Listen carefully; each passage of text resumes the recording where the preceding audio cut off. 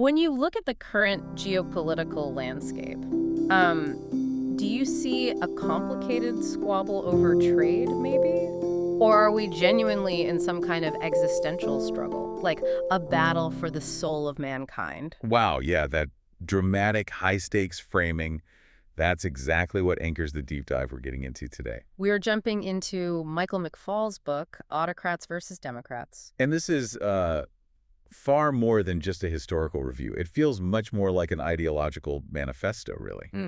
And it's written by someone who, has actually lived the history he's analyzing. Absolutely. And for you listening, enjoy a bold new take on book coverage with this extended analysis. It's more than just a summary, though we do include that too. Right. This feature really examines how the author shapes their argument, how they build influence, and where they might earn or maybe lose your trust. It's about giving you the tools to read with, well, sharper insight and maybe greater discernment. Thinking about reading this book, this should definitely help. It's also pretty excellent for aspiring writers, I think. Yeah, good point. And if you find this expanded format valuable, please, we'd love to hear from you. Your feedback really helps guide our future content. And just for clarity's sake, you are experiencing a unique two-host AI conversation powered by Google's NotebookLM, designed for deeper, more dynamic book analysis. Okay, so McFaul. He's a former U.S. ambassador to Russia, a prominent academic. Right, very well known in those circles. And he wrote this book because he basically sees the post-Cold War order just utterly breaking down. Yeah, you can feel the urgency. It comes from two places, it seems. First, the clear rise of global illiberalism abroad. That's obvious.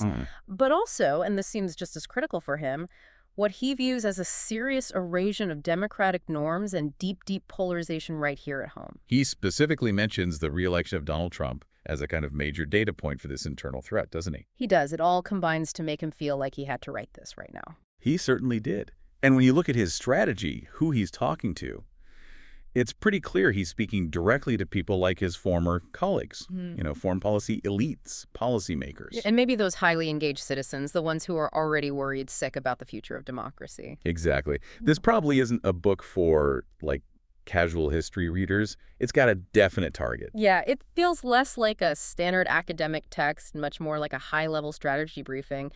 His purpose seems kind of twofold. Okay.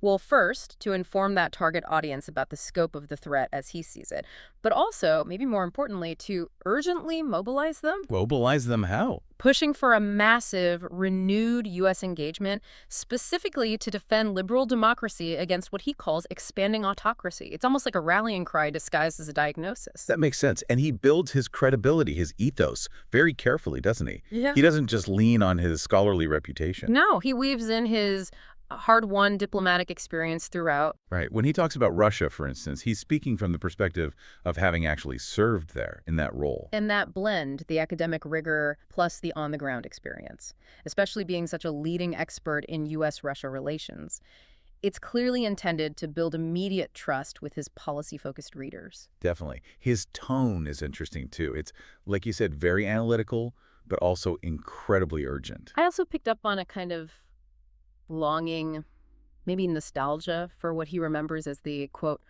righteousness of post-Cold War liberal foreign policy. Ah, yeah. He clearly believes in that vision.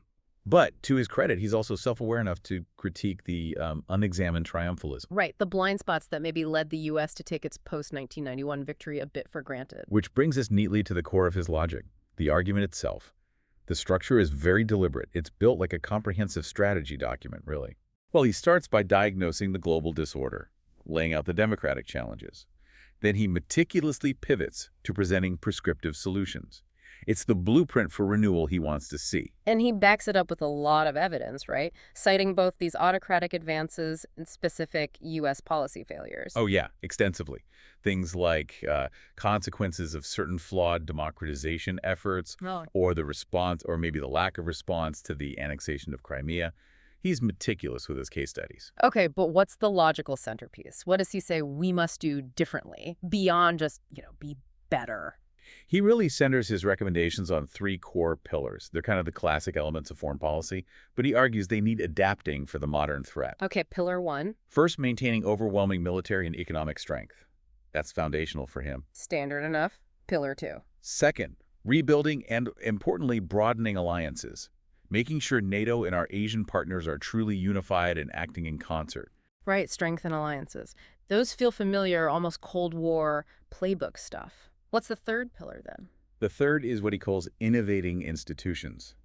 And this is where he argues we really need new thinking. Innovating institutions. Like what? He believes global organizations like the WTO, even regional defense blocs, they need to be fundamentally reformed, adapted to counter the coordinated challenges posed by autocracies today. Ah, the coordination aspect. Exactly. This isn't just about fighting Russia or China individually anymore.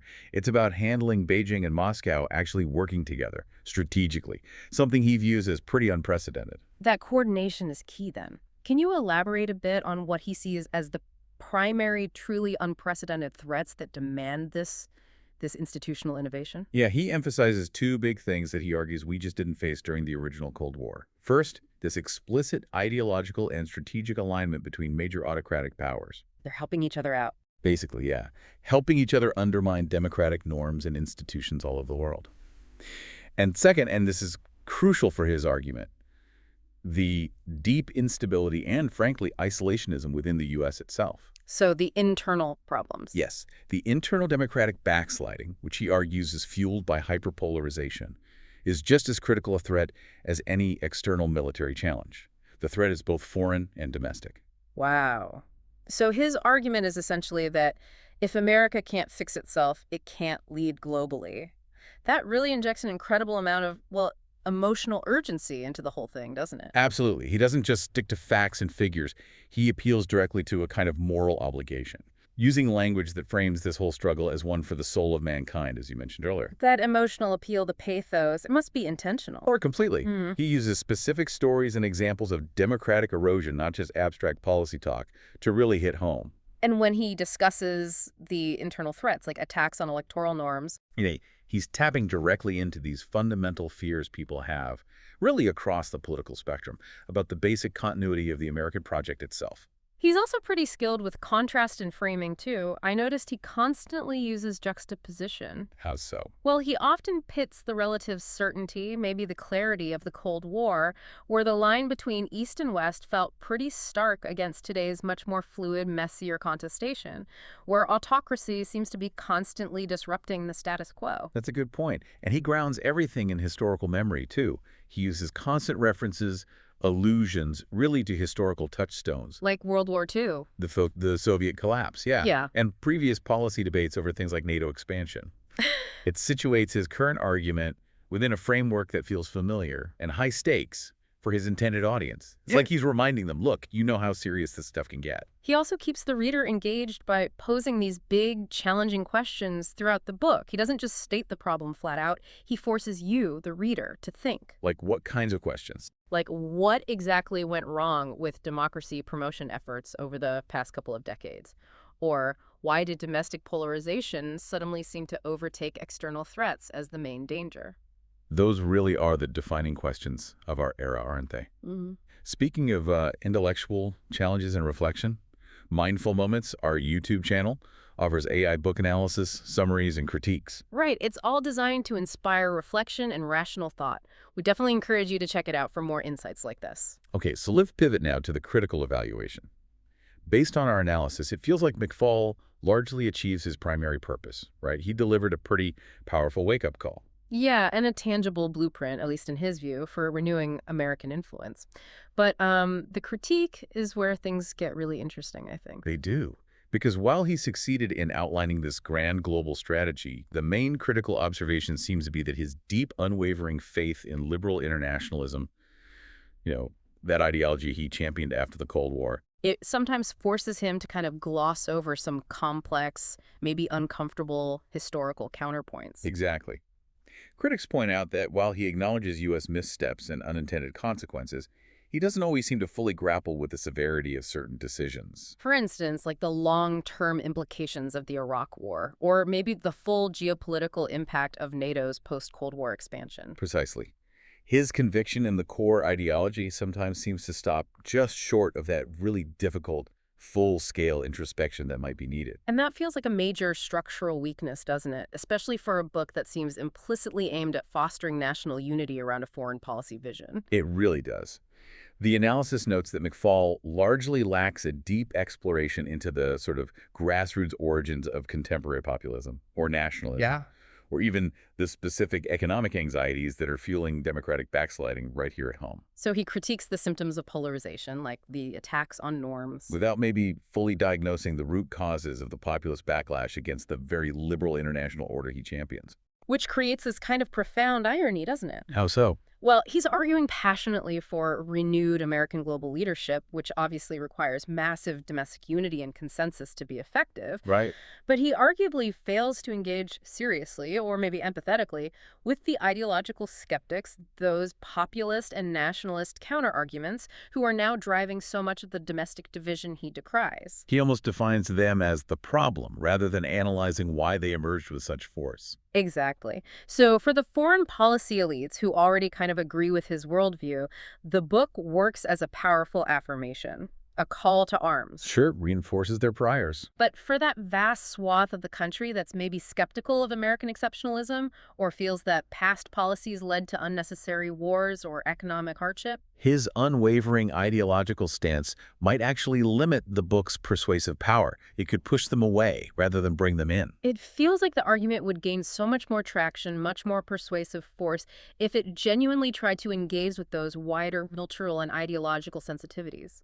Moving beyond simply labeling nationalist and populist ideas as the enemy, and instead asking seriously, why do so many people believe this now? What needs are not being met? Yeah, it's a tension that really runs through the whole project, I think. It does. Which kind of brings us to our final provocative thought for you today.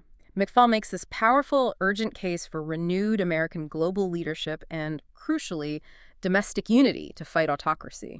But is it truly possible? Is it possible for a country to step up as a moral leader on the global stage, urging unity against external threats, while simultaneously, maybe, failing to fully accept accountability and conduct the necessary, painful self-criticism regarding the past missteps and unintended consequences of its own previous policies? That really is a defining ethical and strategic challenge for America right now, isn't it?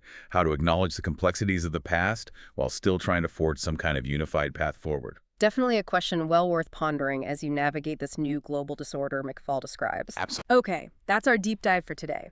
Click the link on screen for the in-depth book summary. And please, subscribe, share, maybe purchase the book via the link if you're interested, and always think rationally. And you can see the many genre-based book podcasts at Mindful Moments. Subscribe, nourish your mind on the go.